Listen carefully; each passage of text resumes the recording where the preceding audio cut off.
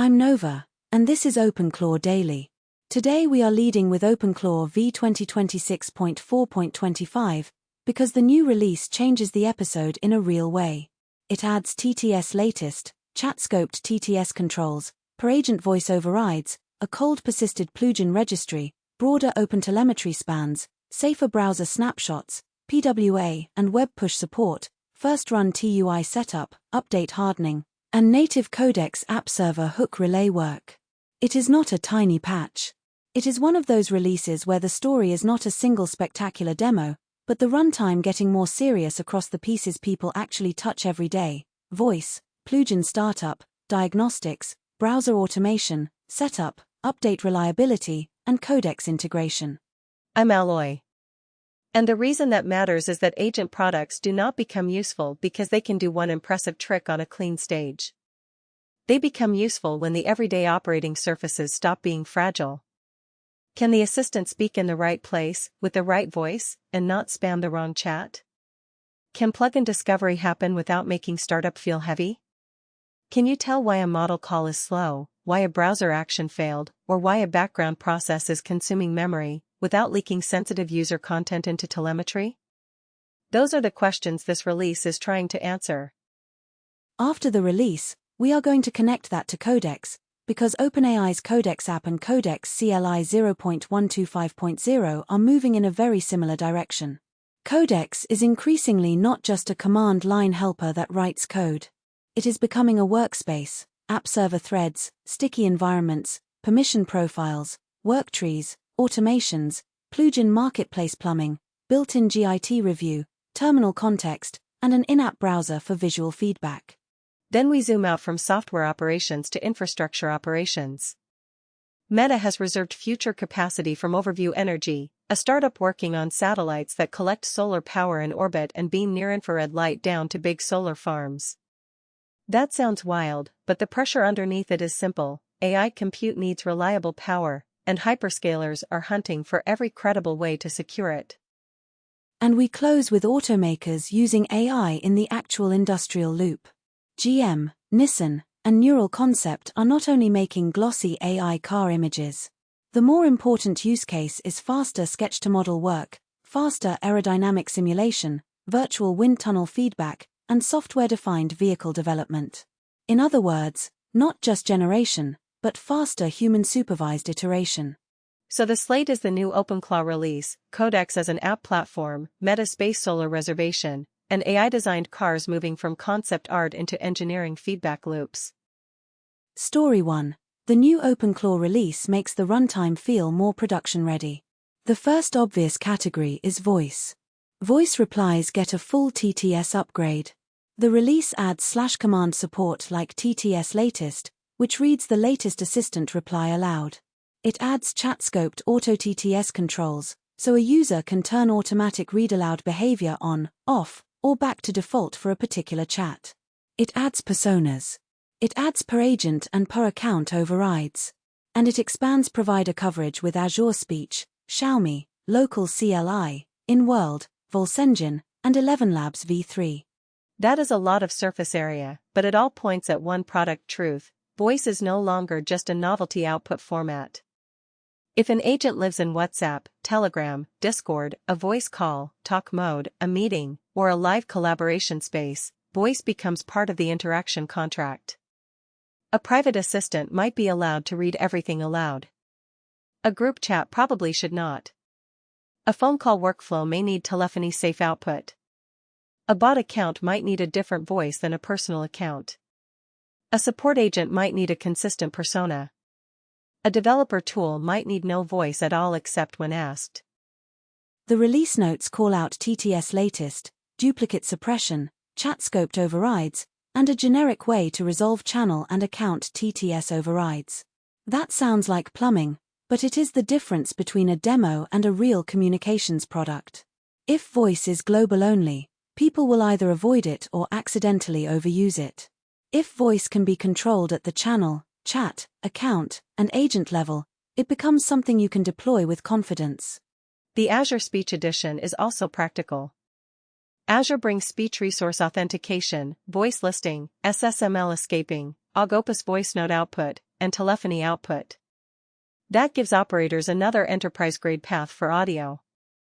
The broader provider list matters because different users care about different things: latency, voice quality, language support, cost, deployment region, credentials, and whether the output format works cleanly inside the destination channel.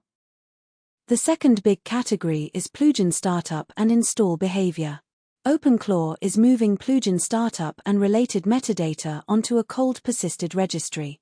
In plain English, the runtime is trying not to scan broad plugin locations and import runtime modules just to answer simple questions at startup.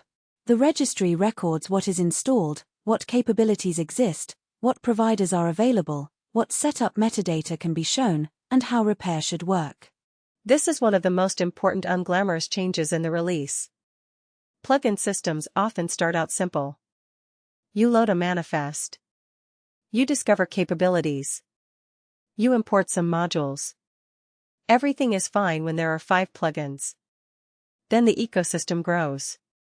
Providers, command aliases, setup flows, auth choices, catalogs, marketplace entries, hooks, runtime dependencies, and compatibility flags all accumulate. Suddenly a harmless command like listing models or checking setup options can force the app to touch far more code than it should. v2026.4.25 moves toward a cleaner boundary. The release adds OpenClaw plugins registry for explicit persisted registry inspection and refresh. It makes OpenClaw plugins list read the cold registry snapshot by default. It refreshes the registry after plugins enable and plugins disable. It moves startup plugin planning onto the versioned registry index. It routes provider discovery, provider ownership, setup guidance, configuration prompts, capability lookup, and install metadata through cold manifest or install metadata rather than broad runtime scans. The result should be faster startup, fewer surprising imports, more deterministic repair, and a cleaner mental model for operators. Normal startup should not behave like a full plugin audit. Runtime execution can still load what it needs when it needs it. But status, setup, discovery, and install paths should be metadata first. That same theme shows up in the compatibility work. The release marks the old persisted registry disable switch as a deprecated breakglass option and points operators at registry repair instead. It expands a central compatibility registry with owners, replacements, and removal targets for legacy SDK, manifest, setup, register migration, and agent runtime surfaces. That is a sign of a project trying to manage change rather than letting old paths linger forever. The third major category is diagnostics and OpenTelemetry. The release expands telemetry across model calls, token usage, tool loops, harness runs, exec processes, outbound delivery, context assembly, and memory pressure. It also adds a diagnostics Prometheus plugin with a protected gateway scrape route for low cardinality metrics. The phrase low cardinality is important. Observability for agents is tricky because the most useful raw data is often the most sensitive data.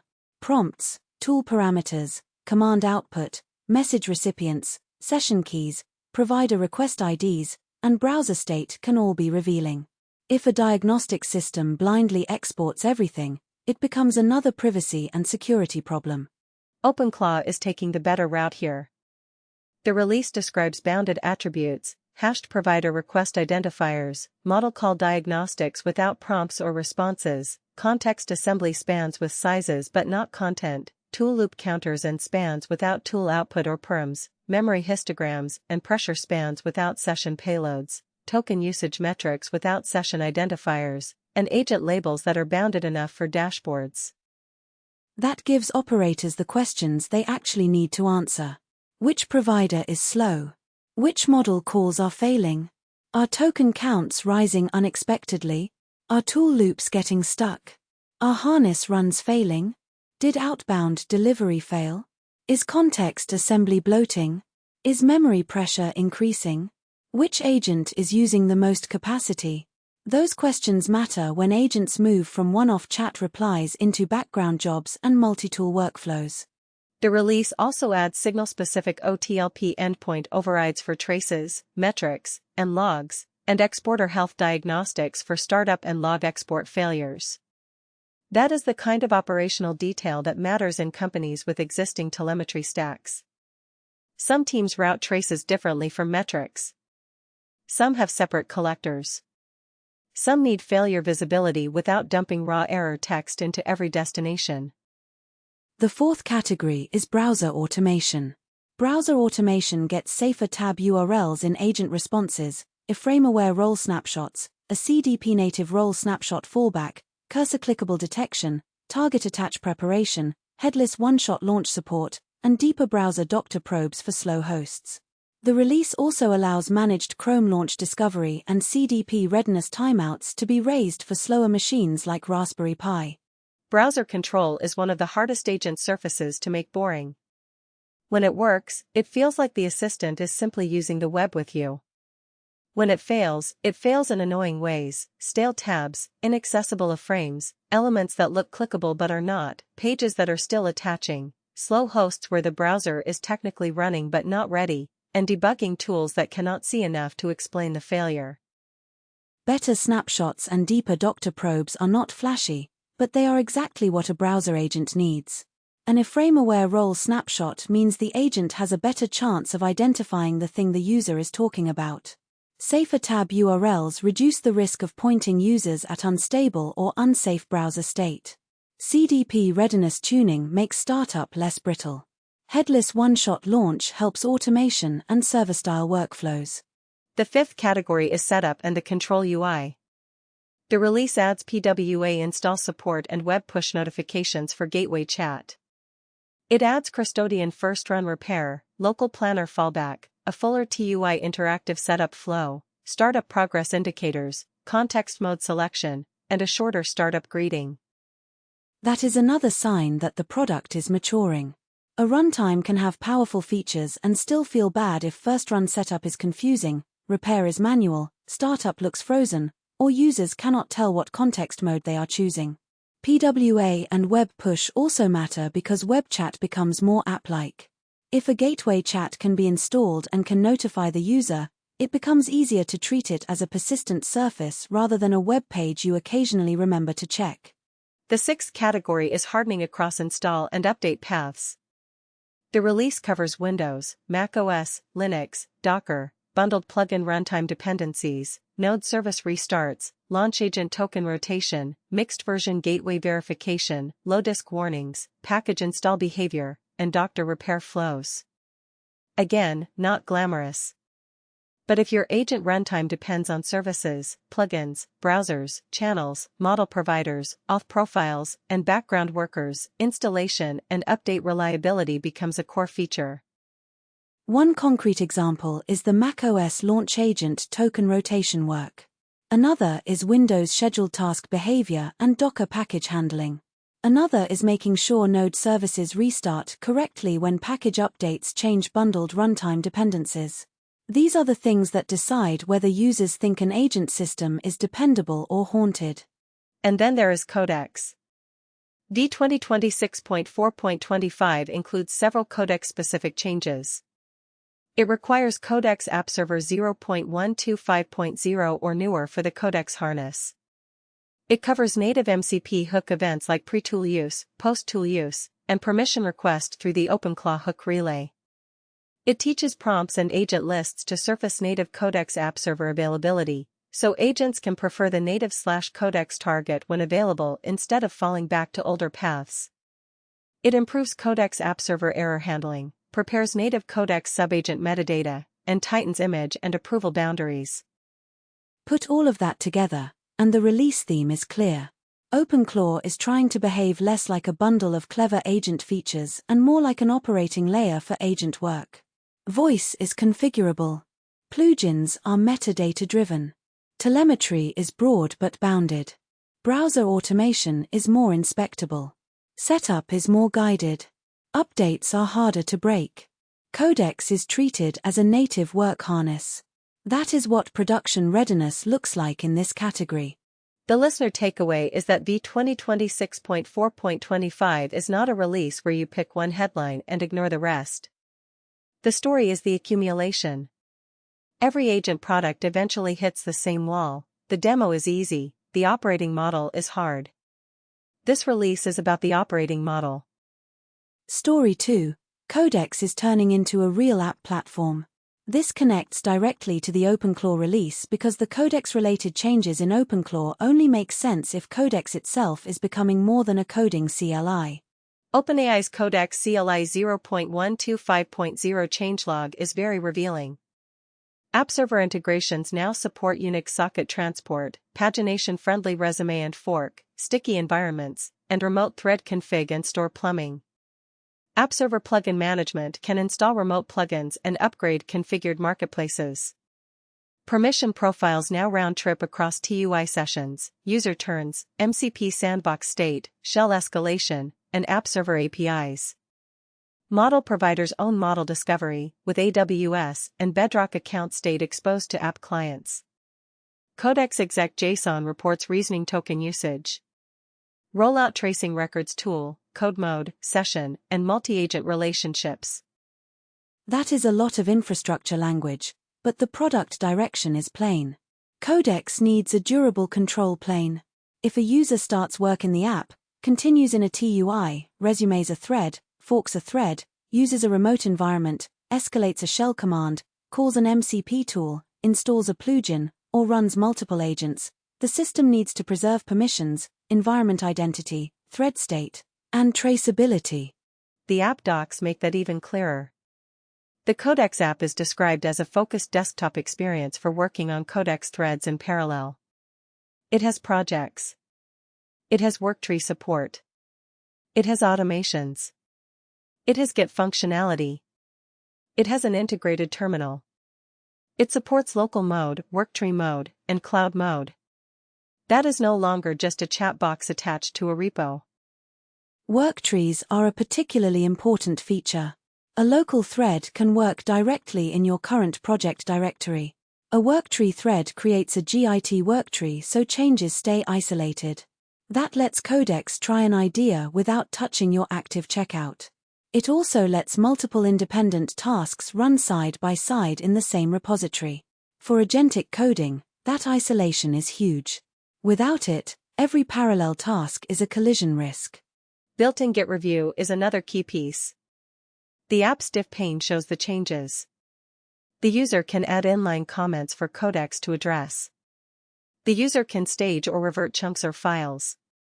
The app can commit, push, and create pull requests. That is the review loop. It makes the agent's work inspectable and reversible. The integrated terminal matters because it gives the thread a place to validate work. A user or Codex can run tests, watch build output, inspect a dev server, or use Git. Codex can read the current terminal output, so a failed test is not just text the user manually pastes. It is part of the working context. The in-app browser is one of the more interesting app features. It gives the user and Codex a shared rendered view inside a thread.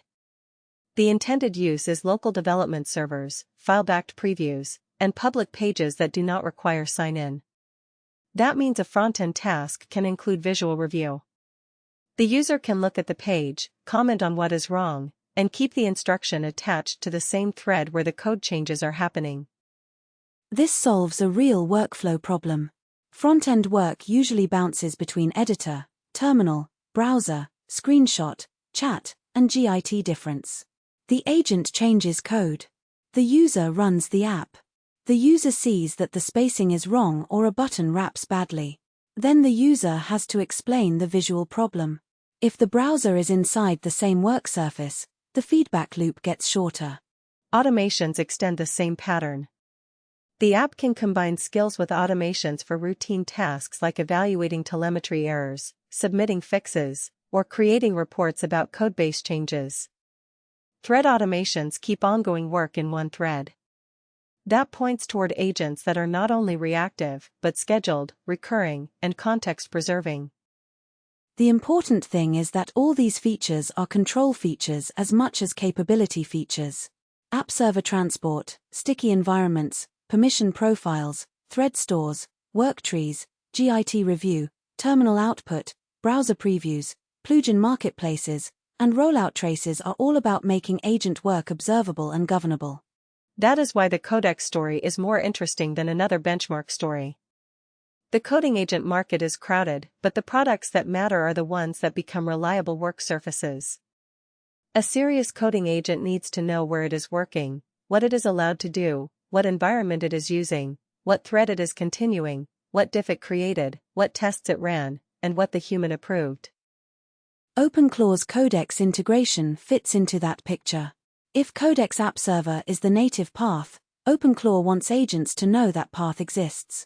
If Codex emits pre-tool use, post-tool use, and permission request events, OpenClaw wants to relay those hooks correctly. If Codex has image understanding boundaries and approval rules, OpenClaw needs to respect them. If native Codex subagent metadata is coming, OpenClaw needs to prepare for it. The larger question is not whether an AI can write a function. That is table stakes now.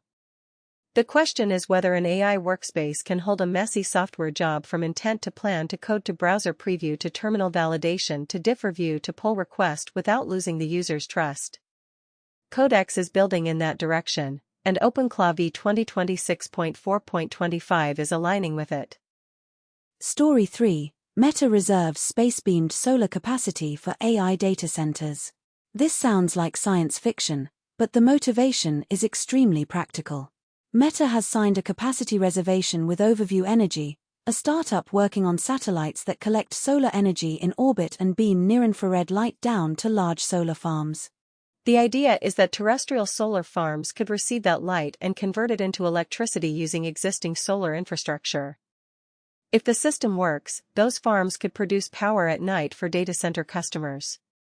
The Meta agreement is described as a reservation for up to 1 gigawatt of future capacity. Overview is planning a low Earth orbit demonstration in 2028 and hopes to begin launching satellites for the Meta commitment around 2030. The timeline is important. This is not a fix for today's grid constraints. It is a long-range bet. But the fact that a hyperscaler is willing to reserve capacity from a space-based energy startup says a lot about the pressure AI infrastructure is creating. TechCrunch reports that Meta's data centers used more than 18,000 gigawatt-hours of electricity in 2024, and that the company has committed to building 30 gigawatts of renewable power sources, with a focus on industrial-scale solar. The problem is simple: solar output is abundant during the day, while AI compute demand runs all night. Overview's proposal is different from some older space solar concepts that rely on microwave transmission or dense beams aimed at small receivers. The company is describing a broad near-infrared beam aimed at large solar installations. The pitch is that this could avoid some safety and regulatory issues associated with more concentrated beams, because the receiving target is already a large solar farm. There are obvious open questions. Can the economics work? Can the satellites be manufactured and launched at the needed scale? Can the beam be controlled, regulated, and received efficiently? Can the system compete with batteries, geothermal, nuclear, transmission build-out, demand response, and other grid strategies? None of that is solved just because Meta signed a reservation. But the reservation is still meaningful because it shows the direction of hyperscaler thinking. AI infrastructure planning is no longer just chips, racks, clusters, networking, and model efficiency. It is power procurement, grid politics, renewable intermittency, land, permitting, storage, load shaping, and long-term energy optionality. This is where product teams should pay attention to. A user sees an AI feature as a button. The product manager sees a workflow. The engineering team sees model calls and latency. The infrastructure team sees GPUs and utilization. But the energy team sees load. If more products become always-on agents, real-time assistants, background automations, video generators, or long context analysis systems, the energy profile changes. That means the cost of an AI feature is not only API price. It is also capacity.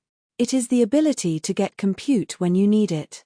It is whether a data center can connect to enough power. It is whether the grid can handle load. It is whether the company has enough contracted clean energy to meet its public commitments while running more inference. This is also why efficiency work matters. Better models, better routing, smaller domain models, caching, batching, smarter agent loops, and stopping conditions all have energy consequences. If a workflow runs 10 tool loops when it needed to, that waste may be invisible to the user, but it is not invisible to the infrastructure stack. So the meta story is not that space solar is suddenly guaranteed. The story is that AI compute demand is forcing infrastructure planning into strange places. A space solar reservation would have sounded like a speculative energy story a few years ago. Now it reads like one more hedge in the race to secure reliable power. And if overview succeeds, the idea is genuinely fascinating: orbital solar collection, nighttime support for terrestrial solar farms, and data centers buying power from a system that decouples solar generation from sunset. But even if it does not succeed on the first schedule, the signal remains. Compute availability may depend as much on energy strategy as on chip supply. Story 4. AI-designed cars move from concept art into industrial feedback loops. The Verge has a useful report on GM, Nissan, and Neural Concept, and the best part of the story is that it is not just about generating pretty car images. The traditional vehicle design process can take 5 years or more. A car starts with sketches, then design reviews, 3D models, clay work, simulation, engineering constraints, manufacturing constraints, software integration, compliance, and more review. That long cycle is hard when the world changes faster than the program. Tariffs shift. EV incentives change. Regulations move. Consumer demand changes. Software requirements grow.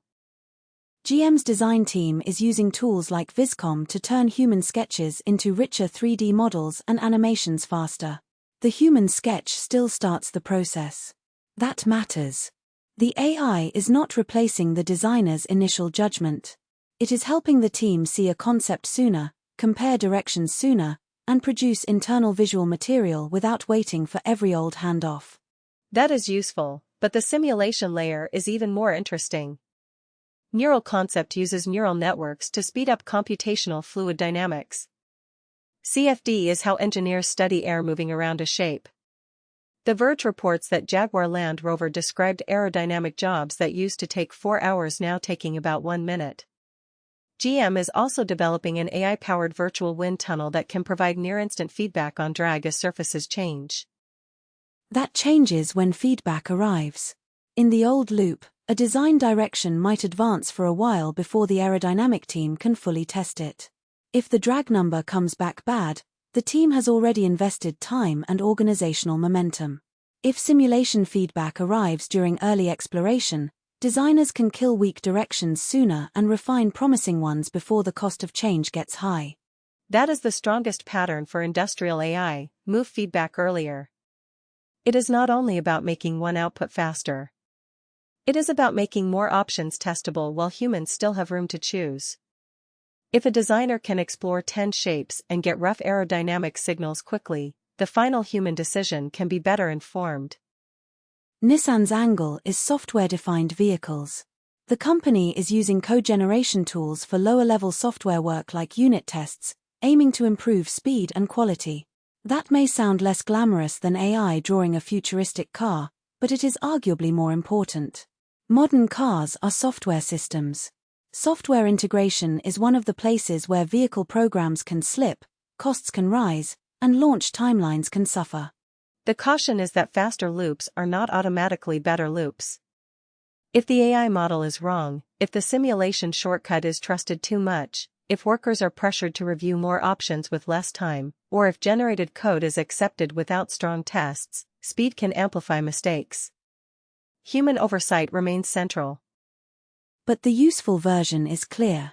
AI can help designers create variants. It can help engineers test more possibilities. It can help software teams write and maintain routine test code.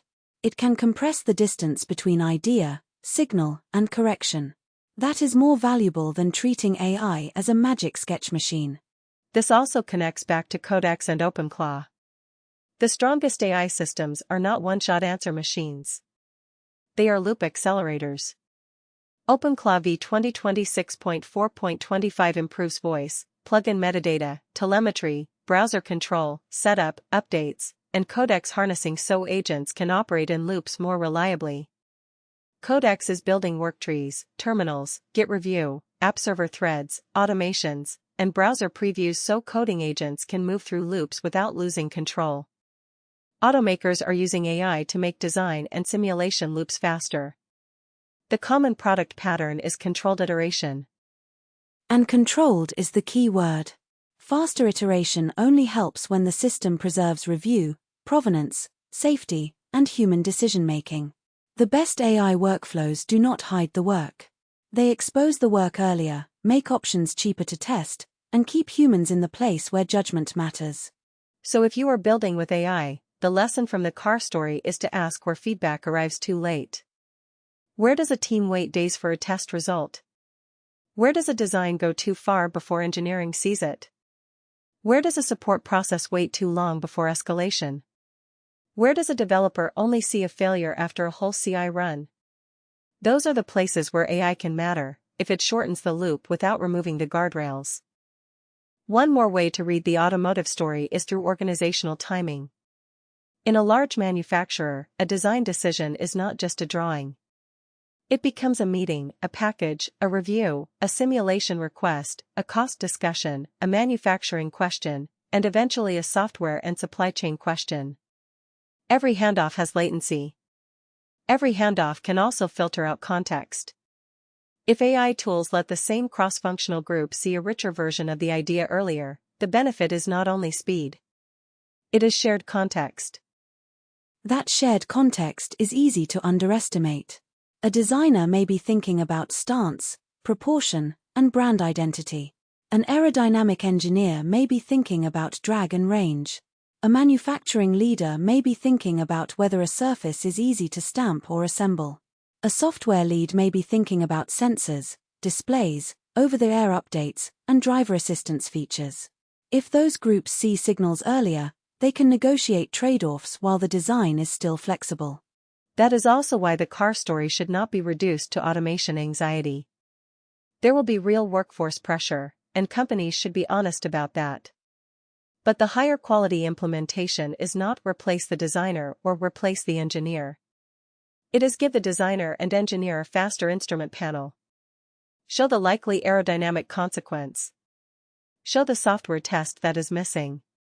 Show the manufacturability concern before the project has emotionally committed to a direction. You can apply the same framing back to software agents. A coding assistant that writes a patch is useful.